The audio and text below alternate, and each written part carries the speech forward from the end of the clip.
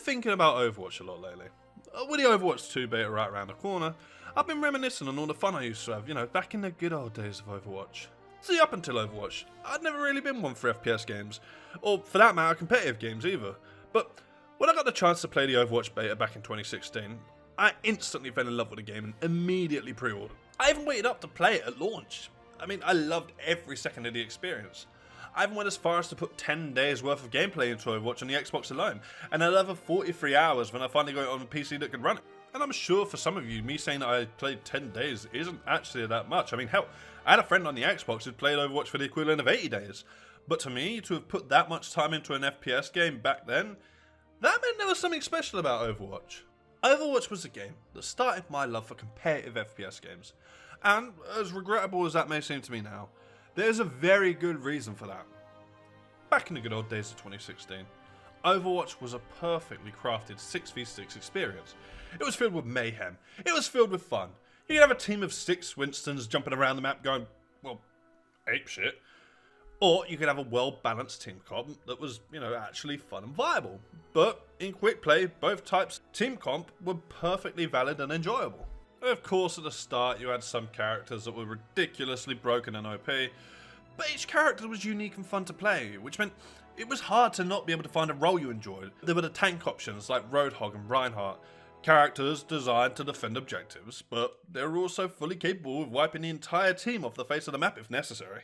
You had your attacking characters like Edgy Daddy and Soldier Daddy, that's the community's names for him, not mine, who were really mobile heroes with a high damage output, but, they had that in exchange for being relatively squishy. They were pretty mobile characters who were very good at getting into the back of the team and taking out their healers, making their team a lot easier to just crush. And then my personal favourite role, defensive characters like my main Junkrat, that they relied heavily on area control and were fully capable of locking down the objective, making attacking an absolute pain in the arse. Then you also had your healers, but back in the early days, not too many people really wanted to pick them because they were, kind of boring, at least if you picked Mercio. Admittedly, Lucio was kind of fun, and Sunyata could be alright, but yeah, no one really wanted to play healers back in the day. And being able to swap from a more attacking character to a healer or a tank if you saw it necessary, that was a great thing to be able to do back then. You could switch up the playstyle on the fly for a more accurate defense against whatever your opponent were throwing at you. Or, playing a more tanky character if the capture point was overrun with characters that completely locked the zone down, making the fast pace of the game even more exciting. Things were great and the game felt fresh. And it was kept fun with seasonal events like Lucio Ball, which was kind of like Rocket League but in Overwatch, and Junkenstein's Halloween Terror, which was a horde mode tower defense game. Both of which were a nice breath of fresh air, and it sort of broke up the monotony of the core gameplay. So, what exactly happened with Overwatch? Well, unsurprisingly for a game that's almost 6 years old, quite a lot's happened. One of the most notable changes has been the addition of new heroes. Overwatch launched with 21 playable heroes, and as I said before, they're all unique and fit a bunch of different fun playstyles that everybody could enjoy. Now, of course, there were a few balance issues at first, like, Bastion being an unholy god with a cannon and wheels, and Hanzo being, well, Hanzo. But for the most part, the original 21 heroes were pretty decently balanced, with most team comps having a good amount of counterplay, and nothing particularly feeling excessively overwhelming. Over time though, 11 new heroes were added to the game, with Anna, a support sniper, being the first among these new heroes. And after Anna came Sombra. Now, I'm not going to go through the entire list of new heroes in detail, but I mainly wanted to bring up how cool Sombra's release was, because it was very cool. Sombra was teased with an ARG, which for those of you that don't know, is basically a series of puzzles that were hidden in both the game and certain websites. Sombra's ARG started out in Anna's origin story, with basically just a series of hexadecimal values, which already is pretty complicated for someone like me. But this carried on from July of 2016 all the way until October of the same year, with the puzzles becoming increasingly complicated. Now obviously this video isn't about the ARG, but I just wanted to bring it up as an example of how much care and attention went into both the characters at the time and, releasing them to the public. After that came Orisa and Doomfist. Now, both were decent characters in their own right, but personally, I just thought they were quite underwhelming. I don't know, they just didn't really spark as much joy as Sombra's reveal did, or just Sombra's character in general. Doomfist was definitely the most unique out of the two, being kind of a melee-focused DPS. Obviously, he had the ability to shoot, but his kit was certainly more focused around his ult, Meteor Strike, which would just launch him into the middle of the enemies at a very alarming speed. But sadly, they'd be overshadowed quite quickly by the introduction of one character, Moira. Now, Moira was a healer, except, well, she wasn't really just a healer because she could cause a lot of hurt too. Moira wasn't technically OP, but for lower elo players, she was a bit of a nightmare due to being relatively simple to use. Her ability to heal the team easily and from a distance, plus her beam attack, which, although technically didn't lock on, it certainly felt like it did, well, it made her horrible to play against. Now, she was a pain mainly at low elos, down to the fact either people didn't know what to do to play against her, or just wanted to play as their mains as opposed to actually helping the team out. And that meant that for players who were less experienced, she would almost literally suck the fun right out of the game. You had people who genuinely were trying hard to win, who just couldn't because the enemy team was being out-healed by this big AoE heal.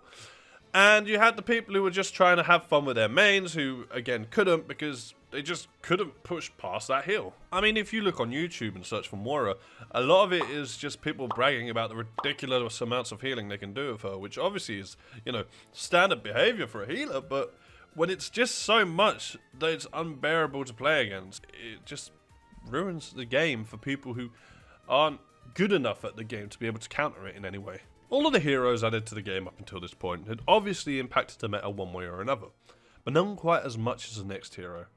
An eldritch amalgamation of all things evil in this world.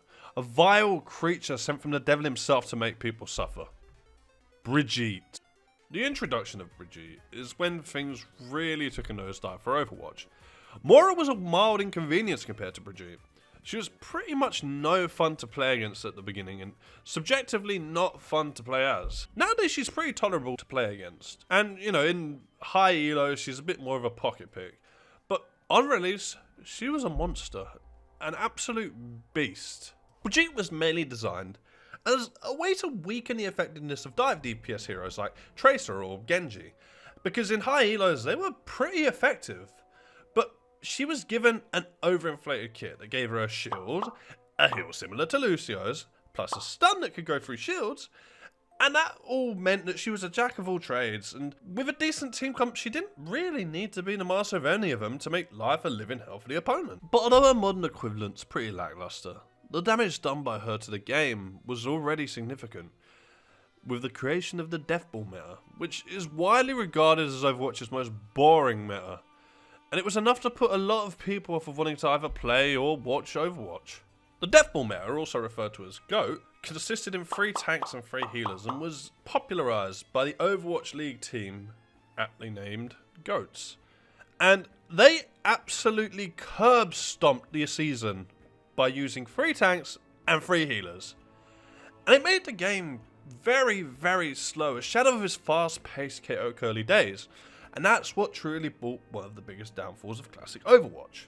With DPS heroes being a thing of the past, matches became more a test of endurance more so than anything entertaining to play or watch. And, it became more people just waiting until they had their ults and spamming them at each other than anything actually entertaining. Not that it wasn't necessarily that before, but certainly to a lesser degree than what it became. Up until this point, I've avoided mentioning the Overwatch League, and that's for a good reason. The Overwatch League, from what I've seen in many places online, is widely regarded as the single worst thing that's happened to Overwatch by much of the community. Now you'd think that the massive tournament between some of the greatest players in the game would be something loved massively by the community, especially when it's done to such a high standard that it felt like the Overwatch League was something that it'd already been an established pro scene like CSGO or League of Legends, and to a certain degree it was. The Overwatch League was definitely entertaining, but unfortunately, with the rise of the Overwatch League came the rise of pro metas like the one I spoke about before.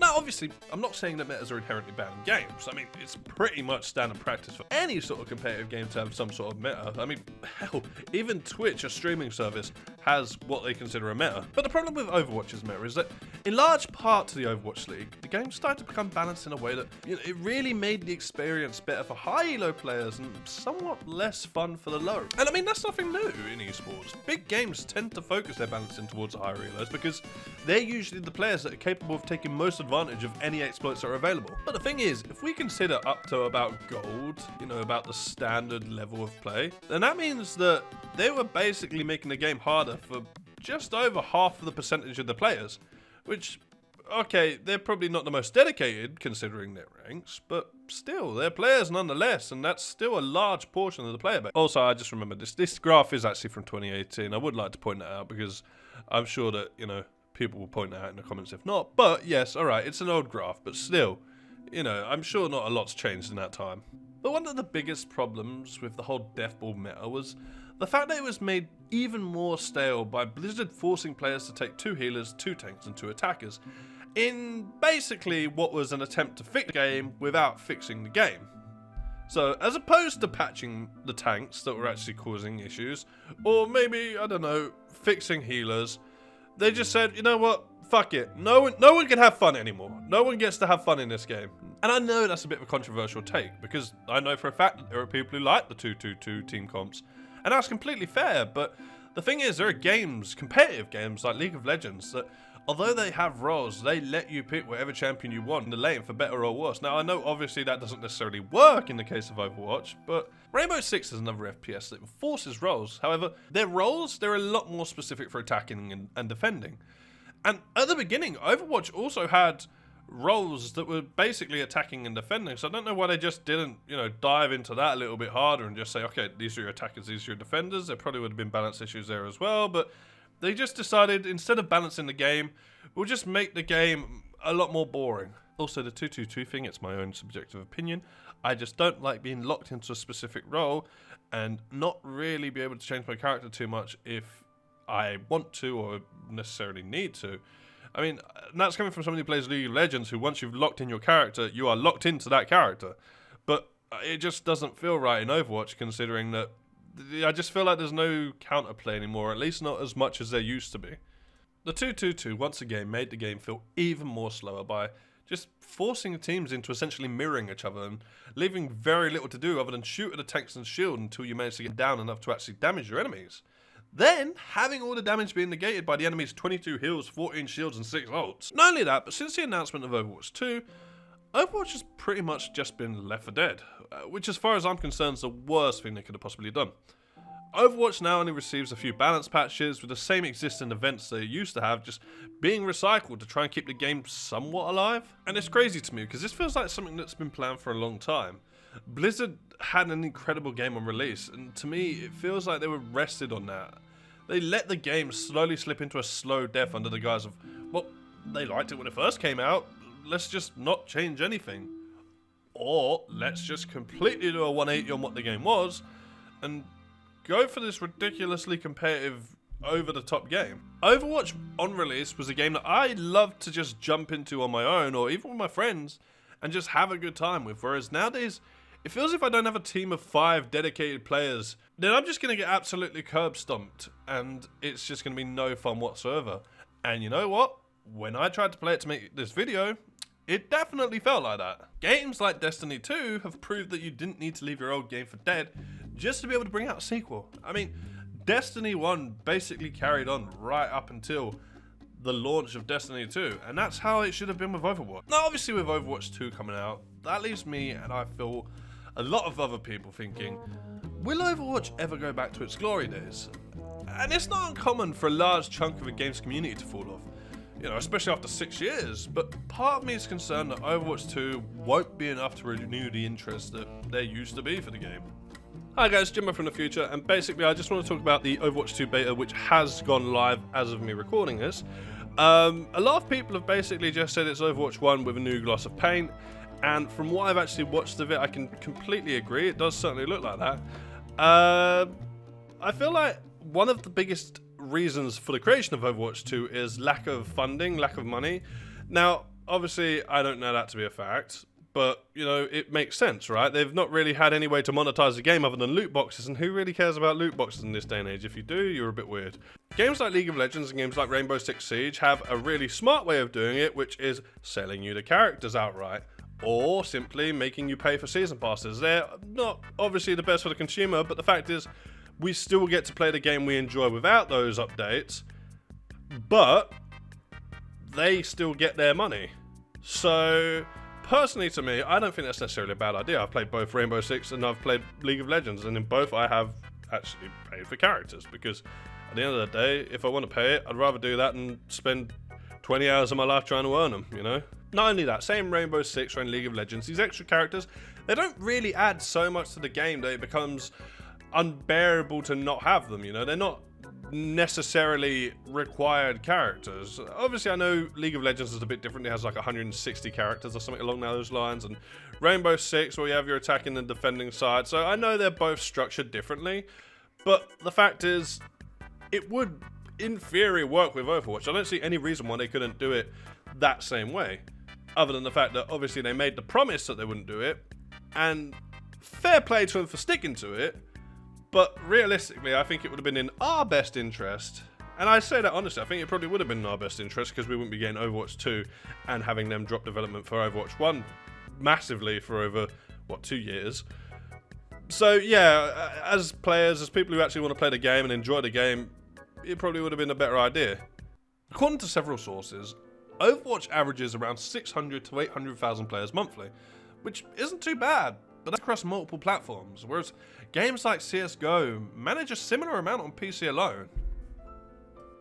Now, I mentioned before, I tried to play a game of Overwatch to get some footage for this video, but the queue took me around 15 minutes. Now, I will admit, I did play the game very late on in the evening, roughly 3 AM, but games like CSGO take nowhere near that amount of time, even at the most ungodly of hours. Realistically, this video just boils down to, do I think that they're going to be able to save or bring back Overwatch from the dead with Overwatch 2? And personally, I don't know. Overwatch 2, from what I have seen of it so far, which is a lot in fairness, is that it's just basically updated Overwatch 1. Realistically, from what I've seen, it looks like they could have just added this all into Overwatch over time as patches. Instead of taking such a long time with Overwatch being dead, they could have just updated the game, which obviously, alright, I guess doesn't really garner as much hype as just saying, okay, well look, here's a brand new game, but I'm just not excited for it for that very reason. It basically looks like Overwatch 1, except this time with 5 players per team, and with a lot less stuns from what I've heard, so I don't know. I personally am not that excited for it. I'll probably play it. I'll probably get it on release just to have a go, but I don't see me enjoying it as much as I'd like to. But anyway, gamers, if you made it this far, thank you very much for watching. Feel free to let me know in the comments whether or not you agree or disagree with most of what I said. I mean, you know, I know a few of the bits I said were quite hot takes, but hey, it's my opinion at the end of the day.